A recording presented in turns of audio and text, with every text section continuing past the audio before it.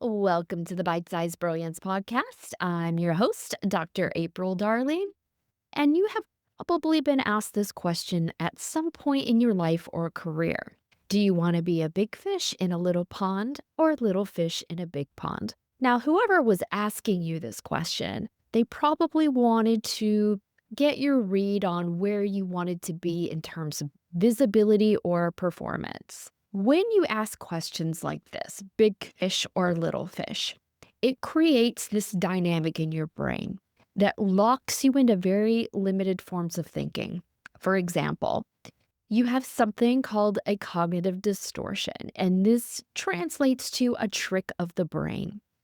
And this particular one with big fish or little fish is one called polarized thinking. It tricks you into believing that there are only two choices, this or that. And if you have any kind of perfectionistic tendencies, then it puts this extra pressure on you that if there's only this or that available, then one of them is going to be right and the other one will be wrong. This can create a lot of tension or anxiety in your brain, system, body, what have you. So it is a very limited form of thinking, big fish or little fish. But what it also does is set up an unnecessary dynamic for you. So let me explain. Humans enjoy a good hierarchy. It's how we naturally prioritize or rank things. And often I will ask my clients when they're trying to achieve some sort of goal or create a new identity or habit system for themselves. I will ask them to find someone out there who inspires you. Maybe that can be a mentor, someone you know personally, or maybe it's an influencer. But there is going to be someone out there who does something very similar to what you want to do successfully. Now, when you bring this person in as your mentor, your inspiration, or your muse, you're probably going to be attracted to them because of their success or how they've done it, or something subconsciously in your value system. Maybe you can sense that one or more of your values is a match for one or more of their values. Either way, this person is someone you want to be like. And if you are here and they are here, it creates a little bit of a gap. And your brain views that gap in quite often a negative way because it's a vertical hierarchy. Now, when you are trying to achieve something, you are naturally going to work on your mindset, your habits, and your identity. There is something that needs to change if you want to be here and you are here. You've got to bridge that gap. There are many ways to do this, but one of the most damaging things you can do is buy into the fictional belief of the gap and whoever's higher than you along that vertical gap is better than you. This is where we start to get into a little bit of trouble when it comes to our three brain system. So, if you're new here, welcome. But I teach my clients and listeners how to operate within an archetypal system based on three brains. You have a logical brain, an emotional brain, and a survival brain. Your logical brain is what we like to think of as our brain, but it only makes around 3% of your decisions out of about 30,000 or more every day. Your emotional brain, which is your subconscious, and your survival brain or your unconscious make up about 97% of everything else. So they run these automated programs based on your beliefs, your thoughts, and emotions in the background constantly. The choices that you make most often are out of your conscious control and they've just been automated somewhere down the line. This causes you to react in patterns or think in these thought emotion loops, which may be helpful or harmful to you. Now, when it comes to something like big fish or little fish, you want to think about where these brains are viewing that statement. Do you want to be a big fish in a small pond or a little fish in a big pond? If you split these brains apart, the survival brain is really concerned about resources and status, safety and protection. It's going to view that as what are the best chances of survival here? Where is the competition going to be less, and where can my status be higher? Could be the little pond, could be the big pond, but it's going to weigh the odds on that. It views higher status as very favorable in terms of your survival because this brain sort of thinks like a tribal caveman or prehistoric in some way, where resources are delegated to tribal members. And when you have more status, you're more apt to be accepted by the tribe and not voted off the island, so to speak. Now, your emotional brain is concerned with identity, belonging, feeling loved and accepted. And it's also concerned with reputation. If the survival brain views that something could increase or affect your status, it's going to filter that up into the subconscious or emotional brain. And that emotional brain is also on board with higher status, can mean higher acceptance rates or a higher likelihood of belonging and being loved. So it's also going to want you to do something that will increase your reputation, belonging, and status. But you will need to change your identity to reach that higher status and to get that reputation that you want. And the logical brain is the one that we like to assign the organizational flow of how we'll get there. But when it comes to big fish, little fish, instead of that vertical hierarchy, I would encourage you to flatten the plane because when you create any kind of dynamic where someone is above you, whether you put them on a metaphorical pedestal or you think that they're fabulous and you're not, you do create that harmful gap where if we just made things lateral or parallel, there's more room for everyone.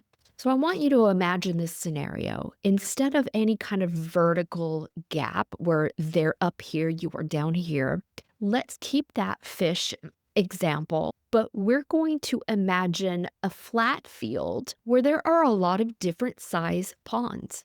And these ponds are self-contained, but they're close enough to where you could jump from one pond to the other.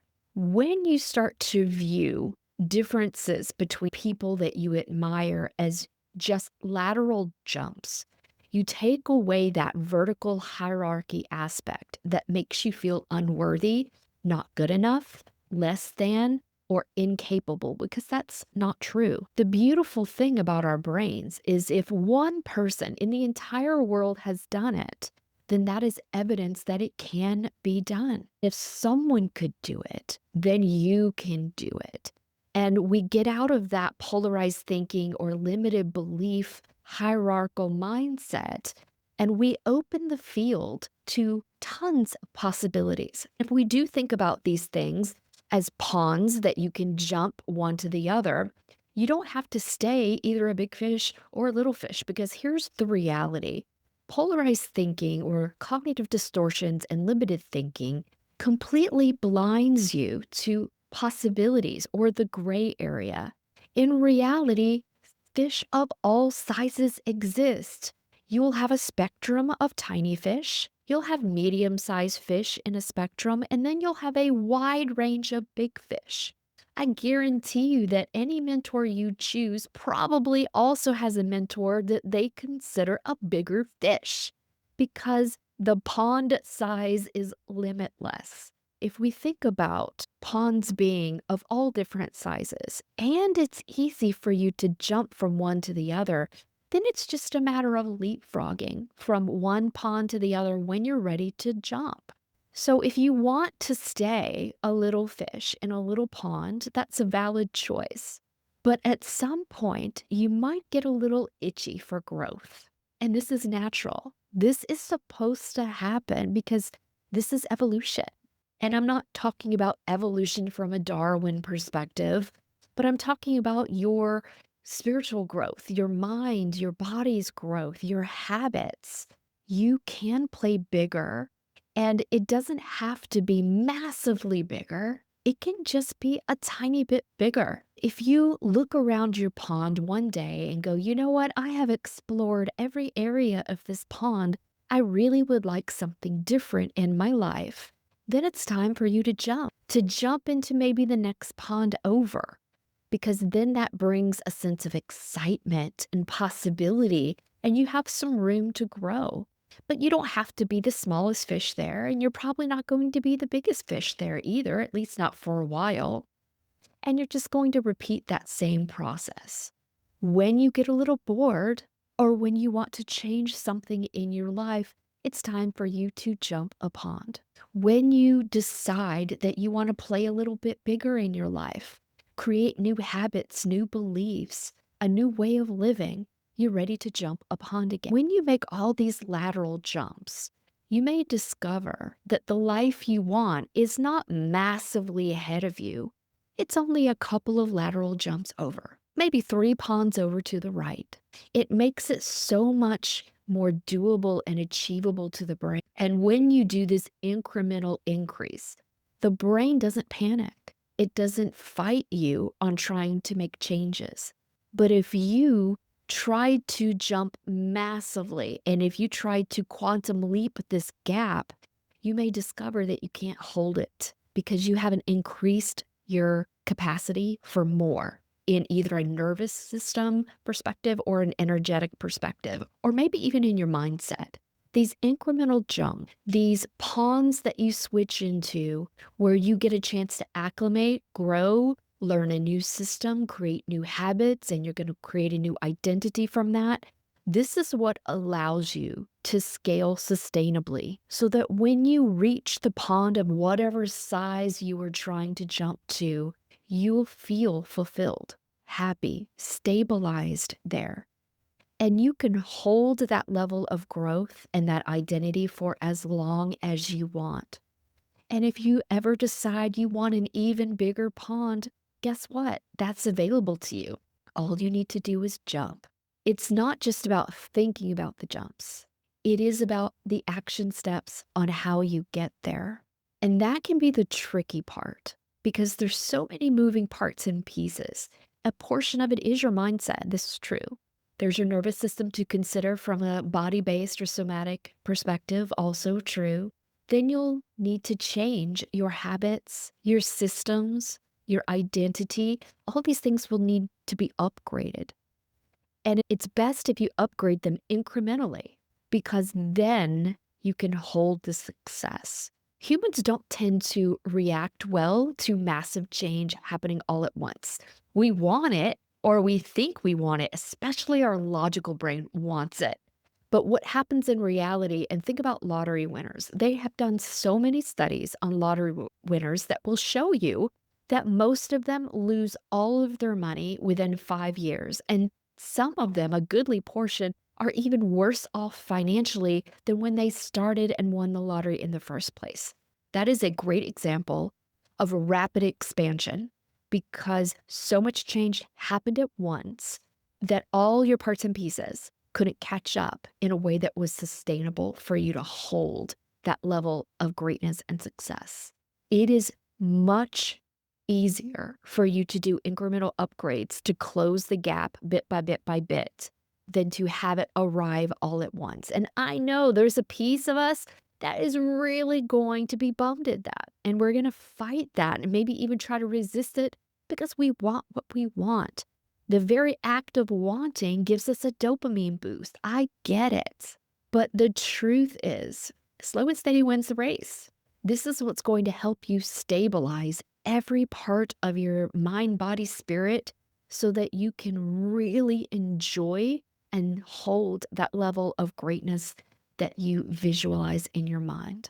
If you need some help doing this, either the visualizing part, working on your habits, your systems, having an identity upgrade moment, or even just spotting the patterns that are keeping you in the small pond when you know you are ready to jump to something bigger. This is where I come in, my friend. It is my specialty to find these patterns quickly for you, to show you where they started, to help you either refine them, eliminate them, rewrite, or upgrade them so that these patterns of thinking aren't hiding in blind spots and sabotaging your behavior. that they're not sabotaging your very success, I can teach you how to find them, rewrite them, or eliminate them very quickly using my rapid regulation method and three brain system. So, if you would like to learn more about how I can do that for you, then go to aprildarley.com and book a free consultation today. You'll find out how you can jump to a new pond very quickly with so much ease that it doesn't cause that anxiety or that friction. You don't have to jump with resistance. You can jump with confidence, and I will show you how. Until next week, my friends, have a great day. Bye bye.